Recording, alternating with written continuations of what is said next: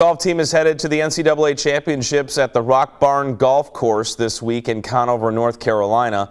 Tom Cleary features GLIAC and Regional Champion Kelly Hartigan, who will lead the team. Though the Lakers men's golf team came up short in its bid to make it to the national championship this year at the Meadows, the women's golfers did extend their season last week and now get the chance to compete for a crown this week in Conover, North Carolina. Rebecca Mayhew's team tied Indianapolis for the lowest score at the East Super Regional in Indiana, where junior Kelly Hartigan was the individual medalist with rounds of 70, 75, and 76. Yeah, she's been getting better, as the semester's gone on. She certainly had a great performance at GLIAC's. She's just been really playing well, hitting the ball well, hitting a lot of greens, and certainly that first round was definitely some clutch performance on Kelly's behalf. She eagled the 18th hole to shoot that 70, so made about a 20-25 footer for eagle. Might have even been longer than that, but yeah, certainly a great round out of the gate. I was just hitting the ball good and converting some of the birdies that I had, and the next 2 days I just was working on consistency and following up with good scores. While Kelly's scores in victory were hardly unexpected, Grand Valley dominated the Super Regional until the final day with some fine performances by other players. Veronica Ryan had a second-round 72 to finish fifth individually, while Gabrielle Shipley landed just outside the top 10 in 11th place.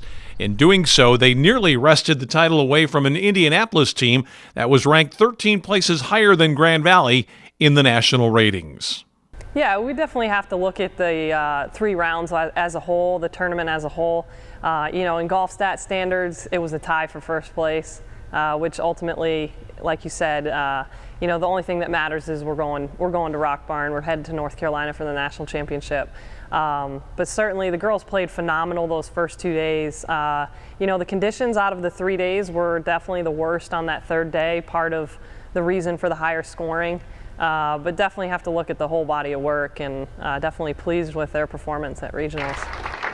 Grand Valley has a player in Hartigan who has been in or near the winner's circle all year long. Her first round 70 at the Super Regional included a final hole eagle, and she's hoping to make a strong bid this week to become the first player since Melissa Sneller to win an individual national championship in golf. When I first came here, I feel like my maturity level on the course was a lot different. I would get upset over a little shot, and now I just know that I have the whole 18 holes to play, and miracles can happen. Playing bad on the front 9, I can always turn it around on the back 9. I've done that many times. And just course management and progressing on certain things throughout my years. The Grand Valley women have been traveling almost nonstop since the start of April, so packing the bags again for North Carolina is nothing new. Yeah, it's always a unique situation being in the North and playing college golf. I think the one thing that we have going for us is that the girls are still hungry. They're definitely not burnt out. You hope that your players are peaking at the right time, which is if you make it to the national championship like we have, you're hoping that they're peaking at the right time for that. So I think it benefits us that we do get a little bit later start. We haven't been out on a golf course that much, leading into postseason. We obviously have, but prior to that, we were out on a golf course when we were traveling for a tournament, and that was about it. So the girls are hungry, they're fresh, they're ready to go. So I think that definitely has helped us in spite of everything. And while they're proud of their team's showing last week at the menacing Purgatory Golf Club in Noblesville, Indiana, they're hoping next week they'll get all the way to the Promised Land during their journey down south to Conover. For the Grand Valley State Sports Report, I'm Tom Cleary.